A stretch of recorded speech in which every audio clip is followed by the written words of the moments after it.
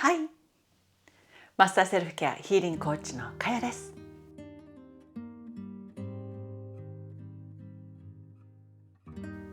今日はこの間お伝えしたポッドキャストの中でね、私の歯についてお伝えしているエピソードがあるんですけど、聞いていただいた方いらっしゃいますかね。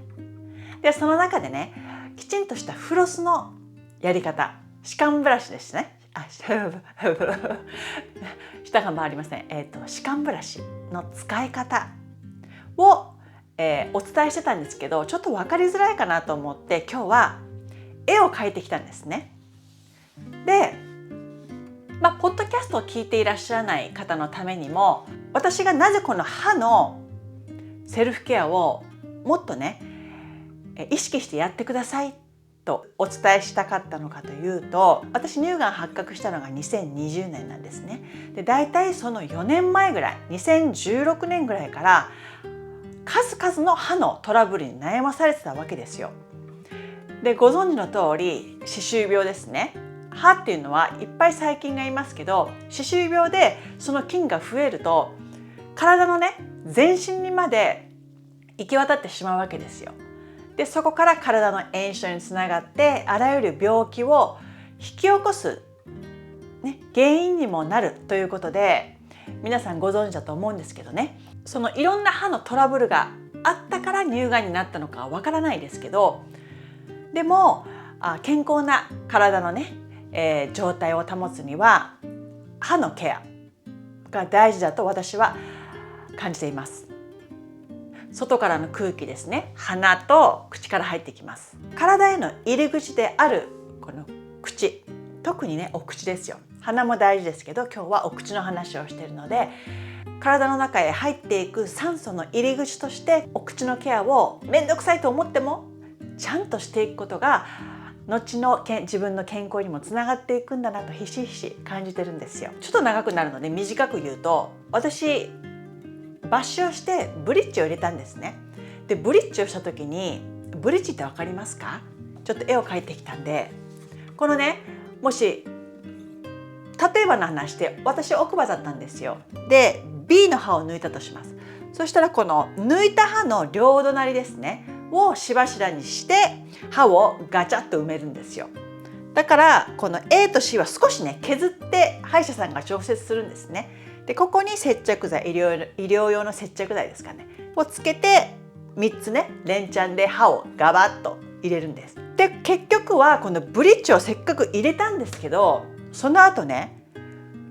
フロスのやり方を間違ってっていうか、やり方をね知らなかったんですよ。で、結局また虫歯になって、このブリッジを外してまた新しいものを作る羽目になったんです。だから今日は私が歯科衛生士さんから教えてもらったフロスのやり方を今日あなたにご紹介したいと思います。もしねブリッジをしている方、またはしてらっしゃらない方にもこのフロスのやり方ね、覚えていただいて毎晩やっていただくことで健康な歯と歯茎ですねを保つことができるので、一緒にやっていきましょ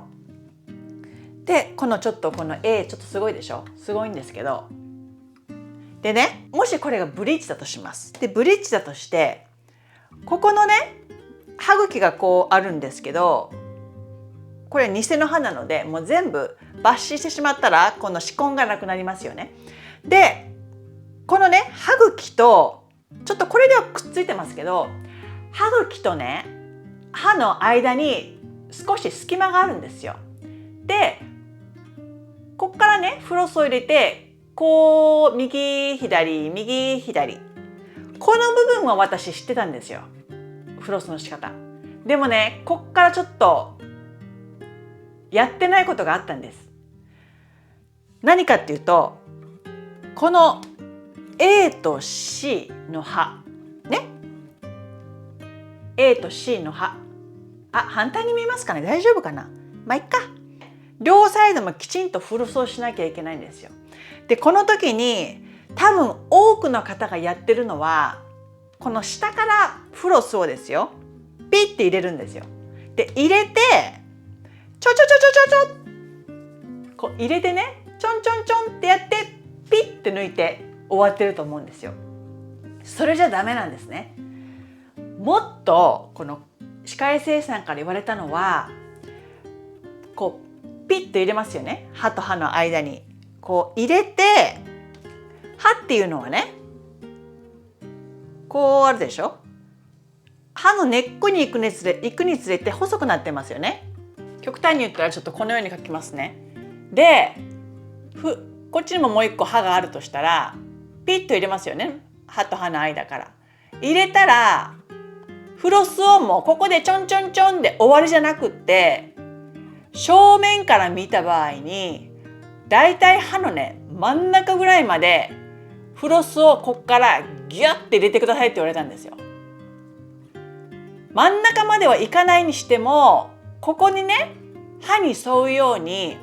フロスをねこっからキューって入れて下に下ろす。で下に下ろしたら、また今度反対側の歯のねだいたい真ん中あたりまでこうギューって入れて下ろす。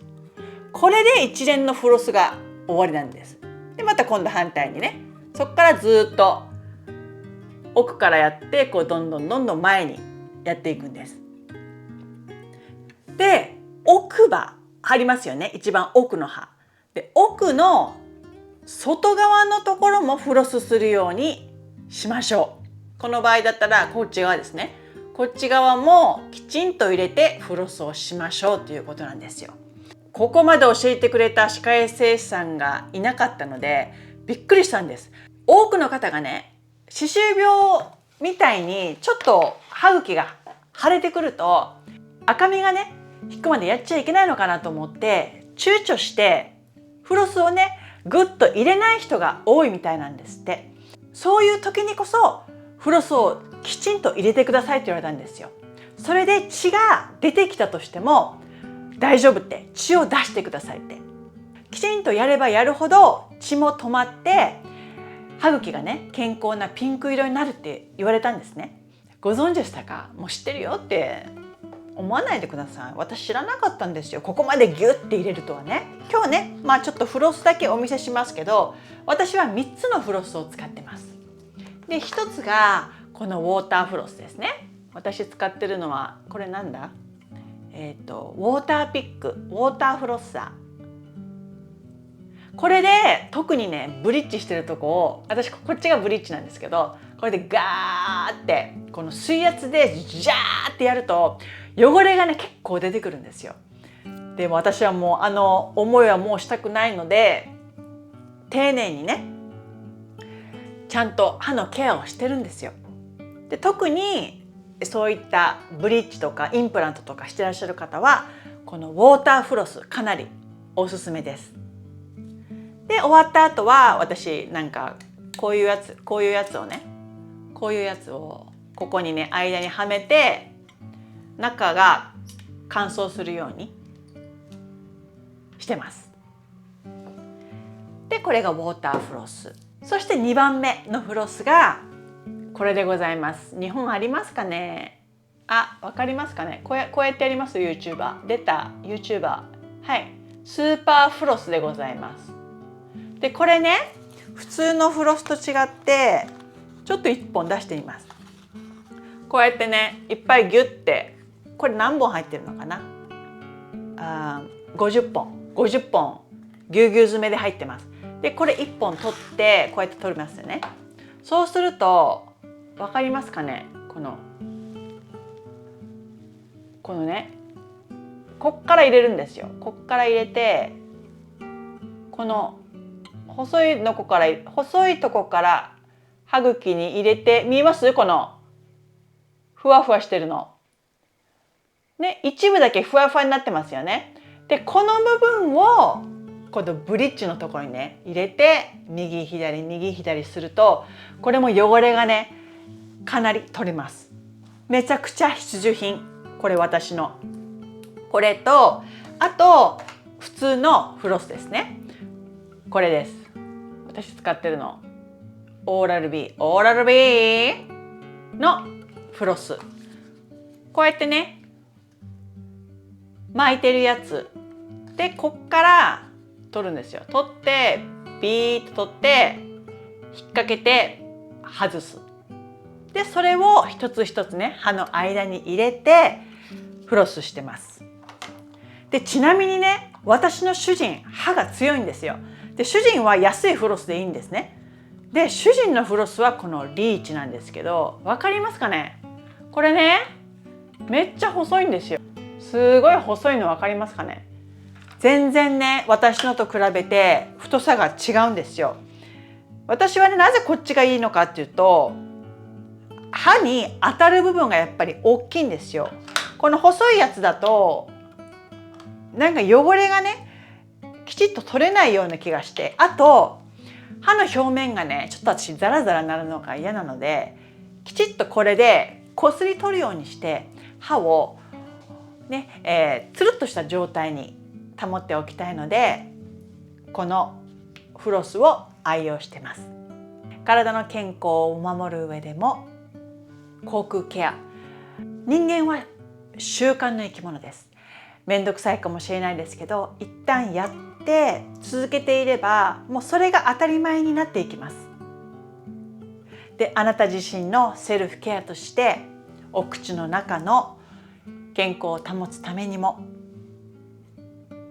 日々の歯ブラシとフロス、私と一緒にやっていきましょう。で他にもね、いろいろ使ってるものあるんですけど、今日はこれぐらいにしときましょうかね。いつも応援ありがとうございます。今日もあなたのスマイルマイルがたまりますように。また次回に